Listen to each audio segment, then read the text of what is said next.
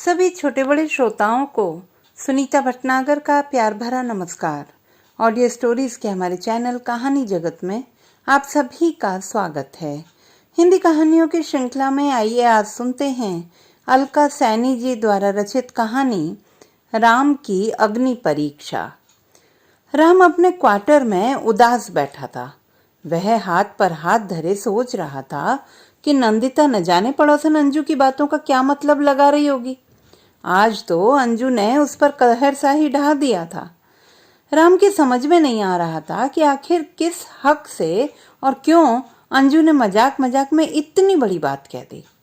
नंदिता को सामान्य करने के लिए राम ने अपनी ओर से काफी प्रयास किया, परंतु उसका चिंतित होना स्वाभाविक सी बात थी। उसकी जगह कोई भी अन्य औरत होती उसे बुरा तो लगता ही। बेशक नंदिता ने उससे कोई सवाल नहीं किया था, पर उसकी खामोशी से वह बेहद डर गया कि कहीं यह किसी आने वाले तूफान से पहले का सन्नाटा तो नहीं। और राम और नंदिता का रिश्ता तो अभी बिल्कुल नया था। अभी 1 महीना ही तो बीता था दोनों को विवाह बंधन में बंधे हुए। अभी तो वे एक दूसरे को ठीक से जानते भी नहीं थे। एक दूसरे के स्वभाव के बारे में, पसंद नापसंद के बारे में कुछ भी तो नहीं जानते थे। उनका रिश्ता अभी बिल्कुल कच्ची डोर से बंधा था। राम के मन में न चाहते हुए भी अंजू के बचकाने बर्ताव के कारण उनके लिए अजीब सी कड़वाहट भर गई थी। एक चलचित्र की भांति उसके मन पटल पर पुरानी सारी बातें घूमने लगी। जब एक दिन विमल ने, जो कि उसके बड़े भाई की तरह थे, खुद ही कितने हक से उससे कहा था, राम तुम यहाँ अकेले रहते हो, इसलिए जब भी तुम्हें कोई परेशानी हो या किसी भी चीज की जरूरत हो तो हमारे पास बेझिझक आ जाया करो। हम लोगों को पराया मत समझना, हम लोग तुम्हारे बड़े भाई भाभी की तरह ही तो हैं। तुम इतने होनहार और होशियार हो, बंटी और बबली की भी इस बहाने पढ़ाई में मदद कर इनका मार्गदर्शन कर दिया करना, तो हमें भी अच्छा लगेगा। राम कुछ हिचकिचाते औपचारिकतावश बोला था, भाई साहब मैं तो अपने गांव से इतनी दूर किसी को अच्छे से जानता भी नहीं था। आप लोगों के साथ के कारण ही तो मेरे जैसे शाकाहारी आदमी के लिए घर से बाहर आकर रहना संभव हो पाया है। मैं आप लोगों के एहसानों का बदला किस तरह चुका पाऊंगा। राम भी अपनी नौकरी वाली नई नई अजनबी जगह पर विमल के परिवार का साथ पाकर बहुत खुश था। विमल के घर के सभी सदस्य भी राम से काफी घुल मिल गए थे। हाँ राम, हम भी तुम्हारे जैसे अच्छे पड़ोसी को पाकर खुद को बहुत भाग्यशाली समझते हैं। असली समय में तो पड़ोसी ही पड़ोसी के काम आता है, बाकी रिश्तेदार तो दूर ही होते हैं। हम चाहकर भी उन लोगों से मिल नहीं सकते। राम की शादी के समय भी विमल ने काफी मदद की थी। उसने उनसे 20,000 रुपए भी उधार लिए थे, जिन पैसों से उसने स्कूटर और घर का जरूरी फर्नीचर भी खरीदा था। कभी कभी वह अपनी ड्यूटी से वापस आने पर विमल के यहाँ ही खाना खा लेता था। हर दिन त्योहार पर, जैसे कि दिवाली, होली या किसी का जन्मदिन वगैरह होता था, तो दोनों पति पत्नी राम को जरूर खाने के लिए आमंत्रित करते थे। राम और विमल के परिवार के बीच में काफी अंतरंग संबंध बन गए थे। इधर राम की भी हर पल यही कोशिश होती कि विमल की मदद का कोई भी मौका चूके नहीं, चाहे उनके बच्चों की पढ़ाई का मामला हो या विमल के गिरते स्वास्थ्य के प्रति ध्यान देने की बात हो। एक बार जब विमल की तबीयत काफी खराब हो गई और उस दिन मूसलाधार बारिश हो रही थी, तब राम स्कूटर पर जाकर डॉक्टर को घर से बुलाकर लाया था। एक बार तो सुबह सुबह विमल को अस्थमा का जोरदार दौरा पड़ा और वह खांसते खांसते फर्श पर गिर गए थे और सिर पर चोट लगने से अचेत हो गए थे। तब राम अपने मैनेजर से कार मांगकर लाया था और विमल को अस्पताल में भर्ती करवाया था। इस पर अंजू ने अपनी कृतज्ञता जताते हुए कहा था, राम तुम तो हमारे लिए हमेशा ही एक देवदूत बनकर आते हो। आज अगर तुम ना होते तो पता नहीं क्या अनर्थ हो जाता। विमल जी को नया जीवन दान देकर तुमने हमारे ऊपर बहुत उपकार किया है। यह कहते ही वह इतना भावुक हो गई कि उनकी आंखों से आंसू बहने लगे।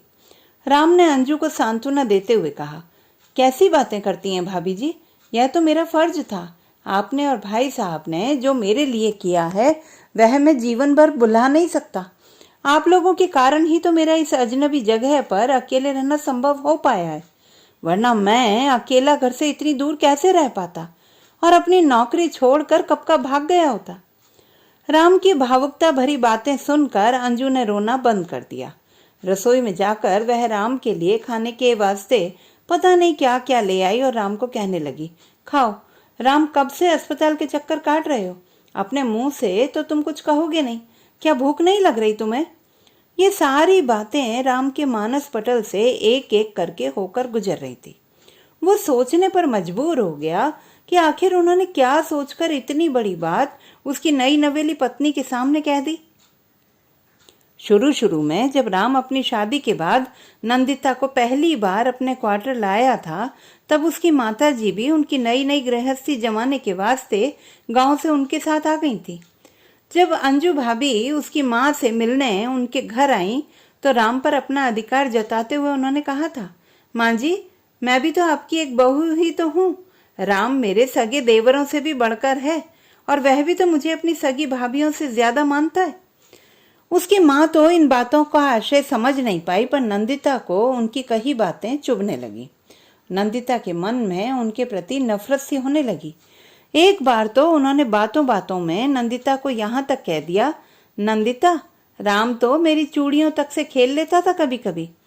यह कहकर वह तो चुप हो गई, पर नंदिता का चेहरा फक सफेद पड़ गया और एक तूफान उसके मन में उठने लगा। उसकी समझ में नहीं आया कि सीधी सादी दिखने वाली भाभी का ऐसा कहने का क्या तात्पर्य है। कहीं शादी से पहले दोनों में प्रेम व्रेम तो नहीं था? नहीं, राम के बारे में वह ऐसा सपने में भी नहीं सोच सकती। नंदिता को राम पर पूरा भरोसा था, पर राम का उनके परिवार के प्रति झुकाव उसके मन में संदेह भरने लगा। भले ही राम को वह सीधे सीधे कुछ नहीं कहती थी, पर कोई भी मौका कुछ भी कहने का मिलता तो वह चूकती नहीं थी। एक बार उनके ऑफिस की एक पार्टी थी जिसमें सब परिवार समेत आते थे, इसलिए नंदिता वहां जाने के लिए तैयार हो रही थी और अपने गांव की पारंपरिक वेशभूषा में वह बहुत खूबसूरत दिखाई दे रही थी, पर उसने अपनी मांग में सिंदूर नहीं भरा था। यह देखकर मिसेस श्यामलाल ने उसे टोका था। इस पर नंदिता से रहा नहीं गया। तुम्हारी भाभी क्या मेरी सास लगती है जो बात बात पर मुझे टोकती रहती है? अभी तक उनके बड़े होने का लिहाज कर रही थी। अगर अगली बार उन्होंने ऐसा कुछ कहा तो मैं चुप नहीं रहूंगी, और कुछ उल्टा सीधा सुन लेंगी वह मेरे से, तब मत कहना। इतनी उग्र बात उसके मुंह से सुनकर राम को बहुत अचरज हुआ और राम ने उसे शांत होने को कहा और प्यार पूर्वक समझाया। तब जाकर उसका गुस्सा एक बार तो शांत हो गया, पर अगली बार फिर मौका मिलने पर वह राम पर कटाक्ष करने से नहीं चुकी। राम, कई बार मैं पहले भी महसूस कर चुकी हूँ, तुम अंजू भाभी के गलत होने पर भी हर बार उसी का पक्ष लेते हो, तो उसी के साथ घर क्यों नहीं बसा लेते? राम ने इतनी कड़वाहट भरी बातें किसी के मुख से पहली बार सुनी थी। उसको मन ही मन नंदिता पर बहुत गुस्सा आ रहा था, फिर भी उसने अपने आप पर काबू रखकर नंदिता के मन में से वहम दूर करने का भरसक प्रयास किया। नंदिता, तुम व्यर्थ ही मुझे गलत समझ रही हो। भाभी जी एक धर्मपरायण औरत हैं और मुझसे उम्र में भी कितनी बड़ी हैं। मैं जब यहाँ अकेला था तो उनका मेरे से कुछ ज्यादा ही लगाव हो गया था। बस अपनी आत्मीयता दिखाने के लिए उन्होंने अनजाने में ऐसी बात कह दी थी। फिर उसने चूड़ी वाला पूरा किस्सा नंदिता को सुनाया कि जब राम ने अपना रिश्ता पक्का होने की खुशखबरी अंजू भाभी को सुनाई थी तो कुछ और पूछने से पहले पुरानी औरतों की तरह सबसे पहला सवाल उनका यही था, राम, अपने होने वाली दुल्हन को कितना गहना चढ़ा रहे हो?